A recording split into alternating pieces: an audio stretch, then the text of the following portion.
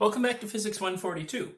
We've been talking about magnetic fields and magnetic forces, and in this video I want to think more explicitly about a consequence of our magnetic force formula, specifically for how charged particles move in magnetic fields. So usually when we're talking about forces, the thing that we're trying to determine, the thing that we're trying to figure out, is we want to know about forces because forces ultimately tell us how things move. So to sort of demonstrate this, I want to first just consider a situation. All right, let's consider a situation where I'm going to draw a magnetic field. I'm going to represent this magnetic field with a bunch of X's, which just means that these are magnetic field lines that are going into the page here. All right, these are magnetic field lines into the page. All right, little X's mean into the page. So this is my magnetic field B. All right. And then I want to think about some charged particle in this magnetic field. So here's a charged particle, and we'll give it a charge plus Q. All right, there's a charged particle in the magnetic field. And let's give this charged particle some initial velocity. All right, so here it is. It's got some velocity, and we'll have it move in this direction to the right here. All right, so we'll call that the direction of the particle's velocity. And so the question is, well, how is this particle going to move? What's the path of this particle's motion going to look like? Well, to do that, we need to know what forces are acting on Q, right? So let's write down our equation that we had for force. So force on an individual particle from a magnetic field, the formula for that was Q times V cross B, right? Where we had, or it depended on the amount of charge Q, the velocity V, and the amount of magnetic field B. And of course, it was the cross product between V and B that gave us the direction for the force, right? So let's think about, well, what direction then would this force be in this particular problem? Well, to do a cross product, we need to take our pointer finger and point it in the direction of V. Then we need to take our other fingers and we need to curl them in the direction of B, which B here I said was into the page. So I need to curl my other fingers down into the page. Now I look at what direction my thumb is pointing. Well, my thumb is pointing up, right? So if we're going to draw in the force vector here, the force vector that results from this cross product is going to be in the up direction, right? So here is the force vector, the direction of the force. So now we ask the question, all right, if we have a particle that's moving to the right, but there's a force being applied in the upward direction, what's that motion going to look like? Well, if you have a perpendicular force, that's going to start to curve your path, right? And the thing is, all along this, as soon as the path starts to curve, the force is always going to be perpendicular to that velocity motion, right? And so the path is just going to continue to curve, right? We could do that here. We'd have V being up, right? And B would still be into the page, right? And so then the force would be to the right. So what is going to happen is the force is always going to point towards the center, and we're going to get that the particle moves in a circle, right? The place where we've seen this before in Physics 141 is a situation where you have uniform circular motion. And so sort of an important consequence of this being the formula, of this being a cross product, all right, is that the force ends up always being perpendicular to the motion. Let's write that down. That's really important. The force always ends up being, is always perpendicular to the motion. Right? That's how cross products work. The result of the cross product is always perpendicular to the vectors that went into it. So the force is always going to be perpendicular to the velocity. And well, when you have perpendicular forces, when the force is always perpendicular to the velocity, the result of that is uniform circular motion. right? That's always going to be the result. So an interesting consequence of this then is we could ask the question, well, is the force ever going from a magnetic field ever going to change the speed of your particle? So let you think about that for just a second, right? Is the force ever going to change the speed of your particle? And well, if you think about it, the force, to change the speed, I need to have a force that goes in the direction of v, right? I would need to give it more energy, right? And that requires having force in the direction of v. So because the force is perpendicular, it only ever changes the direction. It doesn't change the speed. So another consequence of this is that magnetic forces only change direction, all right? Only changes the direction, not the speed. All right. So another sort of important thing to realize about what happens when you have a particle moving in a uniform magnetic field. Now, one other thing that we can think about with this picture, all right, is, well, what if the particle isn't moving exactly perpendicular to the magnetic field, all right? What if there's a component of that particle's motion that's along the direction of the magnetic field? What will that look like? Well, to understand that, we need to sort of draw another picture here, right? So what I'm going to do is I'm going to take this picture and I'm going to draw it now, except tipped on its side, all right? So we're going to tip it on its, view it from the side. So maybe I can try to make some sense of this. So these are my magnetic field lines here, except now I want to look at it from the side. You know, this is my eye, right? I'm looking at it from sort of a side view here, all right? So this is the side view of the magnetic field, all right? So now we're going to have a side view.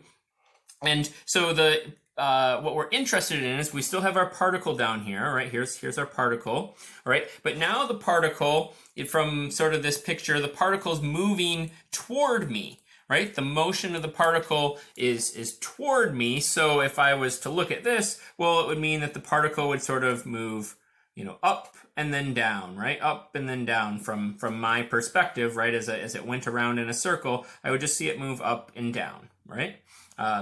But now the question is, well, what if it's not only moving toward me? What if it actually has some velocity component, right? Some component of the velocity is this way, right? So it's coming toward me. Sometimes we represent that as a circle and dot. And it's moving a little bit, say, to the right in this picture, all right? Well, then what's it going to look like? Well, the motion is sort of this up and down motion, but now it also has some motion along the field.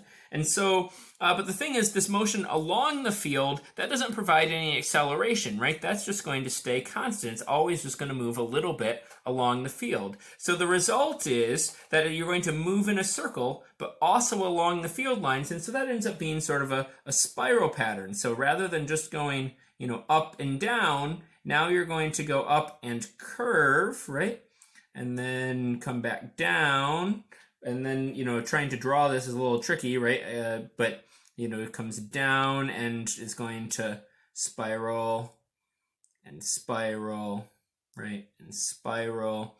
And so maybe my artistic drawing of this is not the best, right? But, you know, it goes up and then it comes back down, and then it goes up, and then it comes back down. And so what you get is, you know, this is me trying to draw that this is sort of, you know, spiraling around these field lines. Maybe you could imagine, you know, tipping this just a little bit. So what will happen is that the particle will just spiral around the magnetic field lines if it has some motion in that direction. An interesting thing to note about this is actually what particles do in Earth's magnetic field. All right, so this is a case of the motion of particles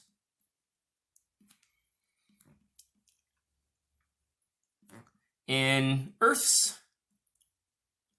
magnetic field, right? Is that they'll come in with some velocity and they'll get accelerated so that they go in a circle around the lines, but then any extra motion will move them along the field lines and will end up moving them along the field lines all the way, the field lines go up to Earth's poles, right? Field lines go to the poles and through the Earth. So the consequences, this will tend to direct the particles toward Earth's poles, and that's why we often see aurora near the Earth's poles, because the particles are getting moved along the magnetic field lines towards Earth's poles. So I think that's sort of a cool consequence of this. All right, so one other thing that I want to think about is this sort of gives us a picture of what's going on, but what about could we be a little bit more quantitative, say, about how big this circle is, right? Could we figure out what the radius of curvature of this circle is, right? This circle is going to have some radius that it curves around, right? And could we figure out what that is? And the answer is, of course, we can do that a little bit more quantitatively. So let's go ahead and give that a try. So let me make a little more space here. All right, so we're going to try to be a little more quantitative and figure out what is r? What's that radius of curvature? And to do that, well, now we need to think a little bit more about quantitatively what the magnitude of this force is, right? And the magnitude of the force, the magnitude of this magnetic force, right? And maybe I should write that in blue, since I've been doing forces in blue, right? So we'll do the magnitude of this force is going to be Q times V times B times the sine of the angle between them, which in my picture here is just going to be 90 degrees. All right, so that's the amount of force that we have. And we remember that this force is also going to be equal to mass times acceleration, right? F equals ma. Now, technically, I should write these with vectors, but what we can see is that, if we just think about the magnitude, the acceleration is clearly going to be in the direction of the force, right? So this is all just in the radial direction, right? I'm thinking about all of this in the radial direction. So now we can take and we can equate these two, right? So we can say this equals ma, all right? But then another cool thing is, well, this is uniform circular motion. And for uniform circular motion, we had a formula for A. I'm not sure if we all can think back to Physics 141, but in Physics 141, we found out that A was V squared over R, over the radius of curvature, right? So we can plug that in here, and so we'll do that. mv squared over R equals Q times V times B times 1, right? And so now we can take this, right, this formula, and solve it for R. Let's do that. So it looks like I'm going to have a V that cancels from both sides. I multiply R over here, and I divide by Q and B, and I get that M times V divided by Q times B is going to be R, that radius of curvature. So we can actually determine that depending on how fast the particle is going, how strong the magnetic field is, the mass of the particle, and the charge of the particle, we can determine the radius of curvature. We also could think about the period, all right? The period, so let's think about the period a second, all right? And to think about the period, well, period is going to be the distance that you go divided by how fast you're going, right? Right? The period is how long does it take to go in one full loop, right? Anytime you have a circle, you go in a circle, you get back to where you started. We can think about the time it takes to get back to where you started, and time is just distance divided by velocity, right? We know that from Physics 141. So, well, what's the distance that you go when you go in a circle? Well, in a circle, the distance you go is the circumference, which is 2 pi r, and the velocity we have is just v. All right, but now we have a formula for r, so let's plug that in. So we have 2 pi over v times mv over qb, right? That's the formula for r, just plugging in for r there.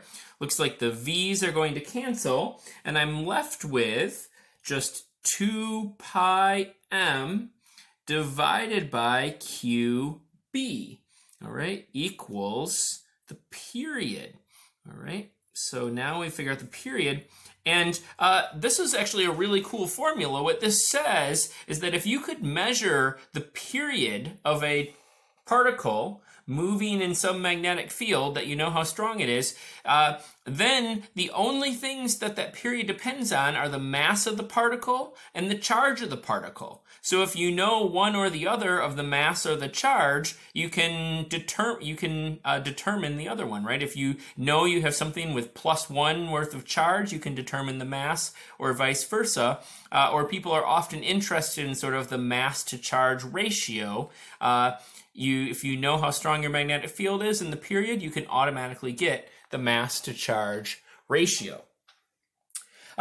I should mention that there is, these relationships have tons of practical applications. One particularly interesting application that I'll maybe mention is that maybe many of you have heard of mass spectrometers. The idea of a mass spectrometer is that it's a device that lets us determine the mass of different particles, all right? So if on the Cassini spacecraft is a mission that was out by Saturn, and they wanted to measure the contents of one of the plumes coming out from a moon of Saturn. So they flew through that plume, they grabbed a bunch of particles, and then they wanted to measure the mass of those particles. The way that they would do that is by using a mass spectrometer. And so how does a mass spectrometer work? Well, let me just show that to you. There are sort of several different ways that you can do this, all right? And actually what I can do is I can just move my whiteboard up a little bit here. All right, so let's think about a mass spectrometer and how that might work. All right, so we're thinking about a mass spectrometer as an application of these formulas of understanding this motion. And basically how a mass spectrometer works is you have some sort of device where you're going to create ions. All right, so here you are going to create ions with charge plus 1. All right, plus 1 elementary charge. Basically what you do is you knock off an electron, and you're left with plus 1 charge. So now you know what the charge of your particle is. All right, then you take these particles and you send them through some sort of potential difference. All right, so you take and hook this up in some sort of circuit so that you get a potential difference. All right, from here to here, right?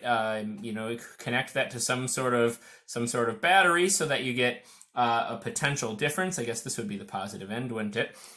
So you have some potential difference, V, that's going to accelerate those charged particles, all right? And it will accelerate it up to a speed that depends on Q and M, right? If you go through some potential, that gives you a potential energy QV, and that will move you up to some speed. If all that potential energy gets converted into kinetic energy, that will move you up to a speed 1/2 mv squared, right? This is just conservation of energy. You start with potential, all that potential gets converted into kinetic energy. And so that means that we know how fast things are going. So we could write that the particles, when they come out of this, they're going to be going a speed. Can I do algebra? Yes, I can. The square root of 2q big V over m, right? So big V here is the potential difference across this, right? And little v is the speed of the particles when they come out, all right? And, I didn't plan this very well because I need to continue my drawings, so let's do that, all right? So when the particles come out, well, then what happens? Well, the particles then, you make them come out of this potential difference with a known speed, and you put them in a uniform magnetic field, all right? So maybe I have a magnetic field that is going... maybe into the page, right? So here's a magnetic field that's going into the page, all right? And so what's going to happen when the particles come into the magnetic field that's going into the page? Well, the particles are going to curve, right? Just like we showed in, let's go back up to this picture, right? They're going to curve just like we had in this picture here, right? And so, so what you can do then is, the particles are going to come in, they're going to curve, have some radius of curvature r, all right? And so what you can do is, well, we know that this radius of curvature r, we have a formula for that radius of curvature r, right? And so you can take these two formulas and combine them, all right? So we can take these two formulas and combine them. So let me do that here algebraically. So now I'm going to combine these two formulas. So I get that r is now going to be m over qb, and then I'm substituting in for v, the square root of 2q big V over m, all right? And now what you can see is I have a relationship where the things I can measure are r and q and b and the potential difference, right? Those are all the things I can measure, and the only thing I don't know is m. So you can go and solve this, all right? If you do some algebra and solve this, what you get is that m is going to be b squared r squared q divided by 2 times that potential difference. And these are all things you can measure. So in the end, what you end up doing is you've measured the mass of the particles. And so then you can actually determine from that mass what particles you have. So mass spectroscopy is one cool application. There are a bunch of ways you can make a mass spectrometer, but this is sort of the basic idea. So hopefully this gives you a good sense of how particles move in magnetic fields and some applications of those motions.